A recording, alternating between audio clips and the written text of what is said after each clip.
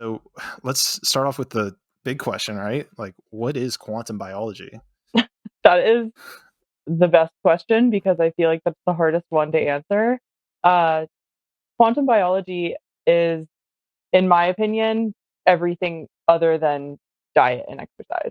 It's basically all of the lifestyle components that affect our health.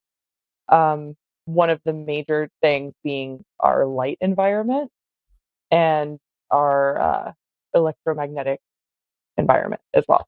So, Okay. So that would be like any type of light that you're like bringing in or like just mhm. seeing and does this even limit you at the eyes, or would it also just be like your skin pick up light in different ways? There's absolutely photoreceptors in your skin. But so I just recently got into this rabbit hole, so I'm learning as well. But basically, we evolved in the sun, right? You're going to Egypt, you're going to the cradle of civilization. I'm sure it's going to be a very sunny place there, right? And we evolved outside. Animals live outside. We're in contact with our environment, you know, and everybody is into grounding and all of those types of modalities to get back in touch with nature because we're super divorced from nature. But the light environment is something that's really interesting to me. Right now, I am inside. I'm in my apartment, and people are chronically inside. We're not outside often, but I have every single window open in my apartment to let the light in because, okay, I don't even know where to start with this, but basically, light matters so much, and artificial light is super destructive. There should be no artificial light it, whatsoever. I mean, ideally, we're talking ideally, right? The perfect So world. you can talk about yin and yang is a really great way to think of this as well. You've light and dark, and light bulbs were really brought into the mainstream like 100 years ago. So we don't have dark anymore. And that's kind of mind blowing if you think about it. In the last 100 years, our bodies just think that it's perpetually light outside. And I'm sure, have heard of circadian rhythms, and those impact every single layer of your health and well-being. So you can eat right and you can exercise, but if you're exercising in a gym under fluorescent light bulbs with Wi-Fi routers and TVs everywhere, that's also negatively impacting your well-being. Except for water. Like if it's just pure H2O. But see, like even that, we've put chemicals in it to clean it and everything. So, for me, it's like you couldn't even label water GMO in this day and age. Well, absolutely. Except some water is okay. Another dip into the rabbit hole is there's different types of water. So we all know about the three major phases of water. There's solid, a liquid, and a gas, right? There's a fourth phase of water discovered by a man named Gerald Pollack. And this fourth phase of water is almost like a gel, and it acts as a gel. And this And it's just gel pure, it's has a pure H2O. just H2O, but the molecules align themselves in a way, it's like a perfect crystalline structure.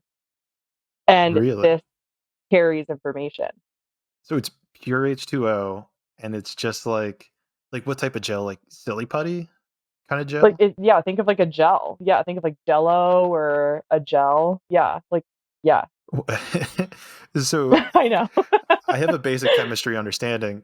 Break this down to me, hmm right? Because is there like a certain temperature it needs to be stored at, or is there like a certain way that the molecules are attached to each other? Like how does that work?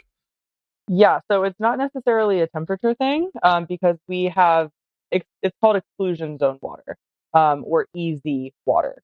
That is actually the water that is in our body. If you go to like a molecular level, we're 99% water molecules. We're basically like jelly, except Really? we're conscious monkeys on this I podcast. love it. Great reference. Uh, um, but so I would love to show you a photo, but I don't have one. I could probably look one Basically, up. the molecules, yeah, What would I search type up in? EZ water. That's pretty easy. So EZ, right? EZ exclusion zone. So what the exclusion zone means is that the water molecules, it's positive and negative charges, right? Okay. Everything has a polarity. And so EZ water is negatively charged. and then it pushes out an exclusion zone of ions. Okay. So how does Are you finding anything? I'm finding some video pictures, but they're not like oh, it looks like oh, it looks like it's like almost the best example I could kind of describe is how like milk would separate, like the cream rises to the top kind of Mhm. thing. It's almost like you're Absolutely. just skimming off like a section of the water. Yes, but you're forcing out the positive ions or electrons, Oh, okay. to my understanding.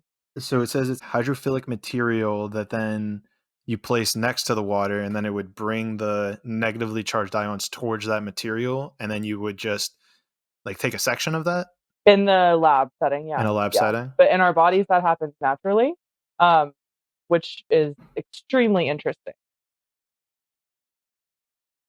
What I'm thinking about now is with I love this conversation, but I feel like we need to try to at least push it in Totally. a way towards like consciousness and spirituality. Yeah, 1000%.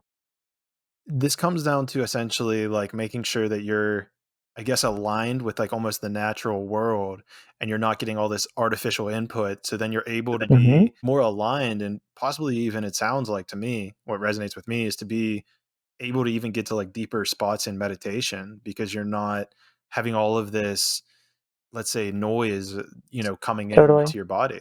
Yeah, it absolutely will decrease the static of information coming in, and it will kind of, like, it just smooths it out and gives it what we were evolved to be in is a natural environment, not having your air conditioning on, being in your proper temperature, and having all of these things in place, not having artificial light, getting proper sleep. 8 to 10 hours sounds like a long time, and it is, but that's what our bodies are designed to do. Some people will argue that you only need 6 hours, and I'm not here for that conversation.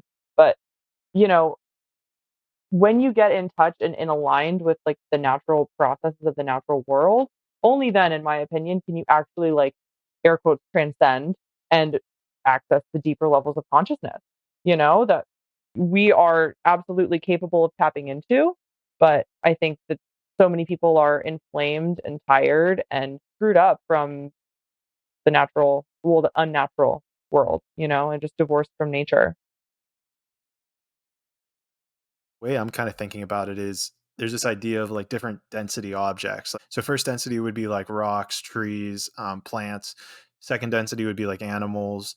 Third density would Mhm. be like humans. And then fourth density is like arguably, I think they say like Buddha and Jesus were fourth density, but it's like that element of love and so it's that transcendent Mhm. part. You can go up from there. But Mhm. so with that being said, like it's almost like these are elements that keep us trapped in third density, where it's like your body kind of needs to fight against these elements of this like material world that kind of are, it's like if you're, let's say, ascending, like literally think about somebody trying to ascend or go upward, but yet it's all this like frequency or noise is coming Energy. into that, yeah, into that energy. It's destabilizing and you can't like go straight Mhm. up. You have to like go to the right and fix this, then you have to go to the left and take this out. But if Mhm. you're being bombarded with it 24/7 in your daily life, whether it's sugary food, whether it's this light issue that we're talking about, you're not getting enough water, it almost makes it impossible to transcend.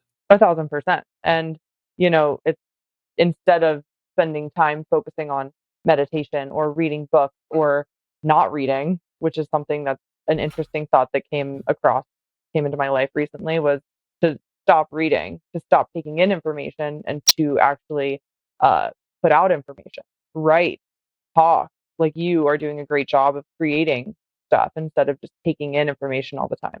Thank But you. so our bodies and you know, our energy is being scattered in so many directions trying to pacify all of these things that are bombarding us, and we don't even know about them.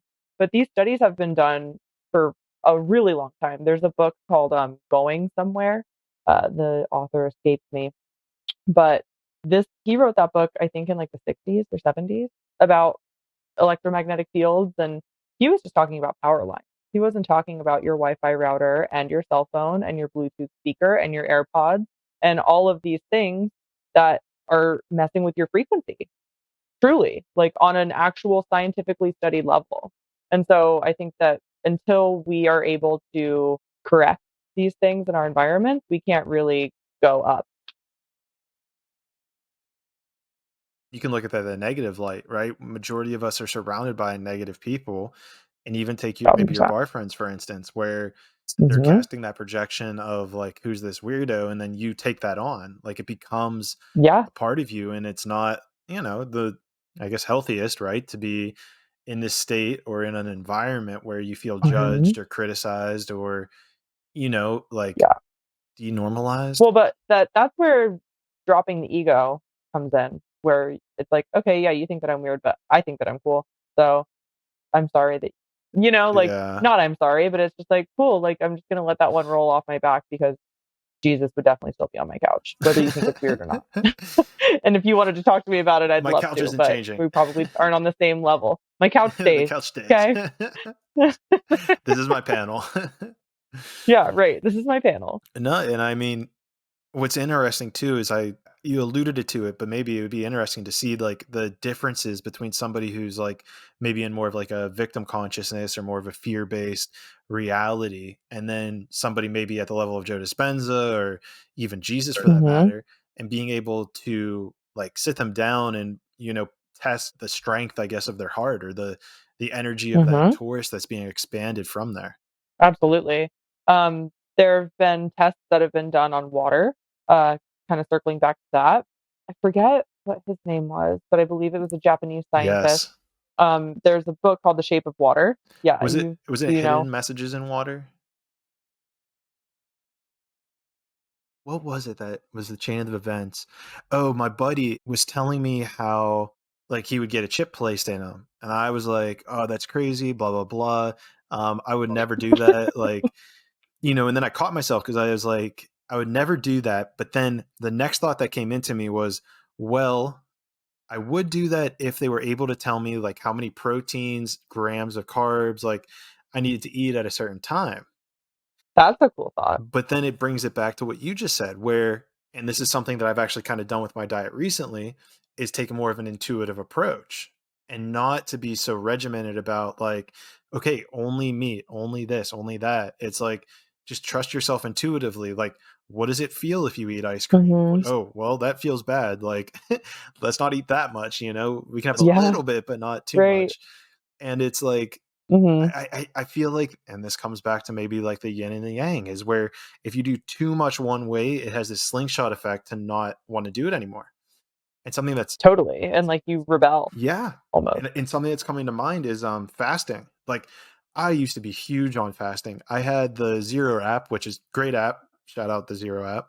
And it got to a point where I had fasted for I think like 630 days straight or something.